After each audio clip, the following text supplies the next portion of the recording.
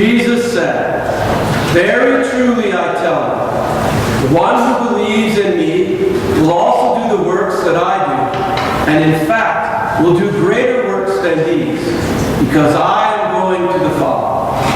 The one whom we call, create, redeem, and sanctify." Amen.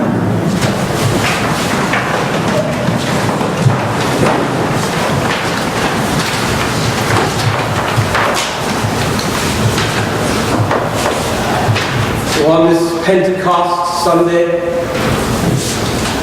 day of which the church takes with great seriousness, I have one question.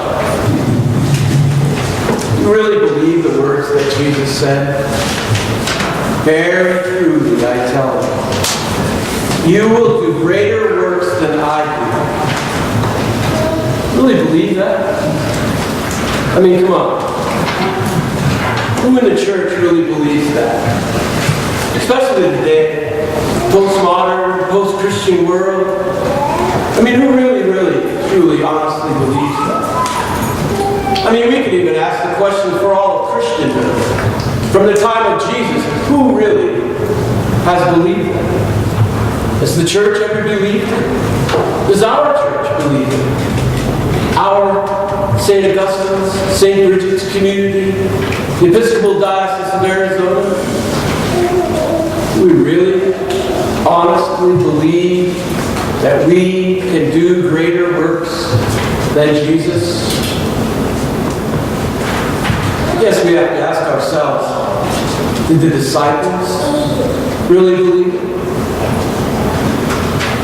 Well, let's take a look at the experience that they had for the day that we are celebrating, the day of Pentecost, the story that we heard read in Acts.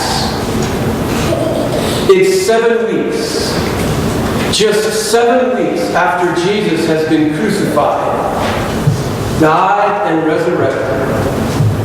Just 7 weeks ago, the disciples were hiding behind locked doors, scared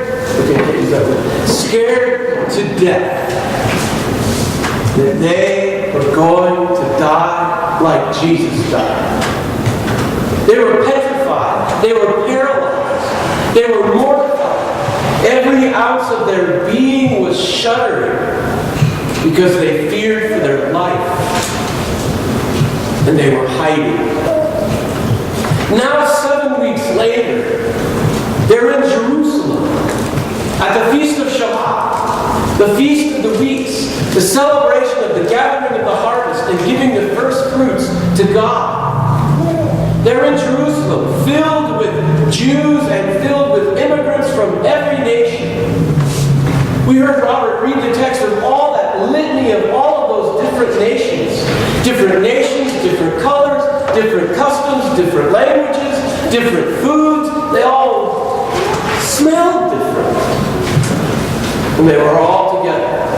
Thousands of them, literally thousands of people packing the city of Jerusalem to sell what they had, to make a little money, to go to the temple and offer their sacrifice for the Feast of Shabbat. Just 7 weeks ago, the disciples were hiding behind locked doors. And now, they were standing in the midst of these people. And they were beginning to proclaim the good news of Jesus Christ. There they were. What was left of them? 11 disciples. And just 120 people that were followers of Jesus. Just think about it. Just a few months before, there were thousands of people following Jesus everywhere. He fed thousands with the bread and the fish. Hundreds he healed. Everywhere he went, there was a mass flock of people following behind him. And now, just 7 weeks later, there's just a few hundred. Most of them women who had gathered the strength to carry on after Jesus' death. And oh yeah, those 11 guys, they were there too.